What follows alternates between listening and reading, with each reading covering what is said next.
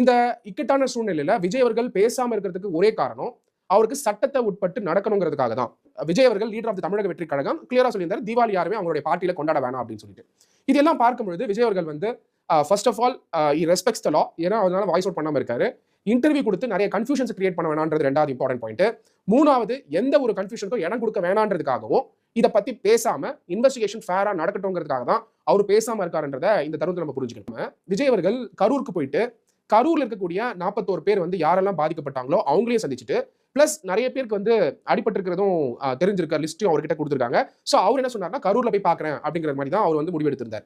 இதுக்கான police permission வந்து அவங்களுடைய ஆர்கனைசேஷனுடைய லீடர்ஸ் புசி ஆனந்த் அவர்கள், அப்புறம் வந்து யாரெல்லாம் வந்து அவருடைய கோஆர்டினேட்டர்ஸா இருக்காங்களோ, இன்ஃபேக்ட் மதியழகன் அவர்கள் கூட வெளியில வந்ததுக்கு அப்புறம் ஆக்டிவா இதை கோஆர்டினேட் பண்றதுக்காக செயல்பட்டு இருக்காரு. அது போலீஸ் டிபார்ட்மெண்ட்டும் இந்த விஷயத்தை பொறுத்த வரைக்கும் காஷியஸா ப்ராப்பரா வந்து அவங்களும் செயல்படுத்தணும் தான் நினைக்கிறாங்க. ஆனால் போலீஸ் டிபார்ட்மெண்ட் வந்து கான்கிரீட்டா ஒரு பில்டிங் எடுத்து இதுல பர்மிஷன் கொடுக்குறோம், சேஃபா வந்து நீங்க வந்து போகலாம் அப்படிங்கிற மாதிரியான எந்த ஒரு அபிஷியல் கம்யூனிகேஷனும் வந்ததா நம்மளால பார்க்க முடியல.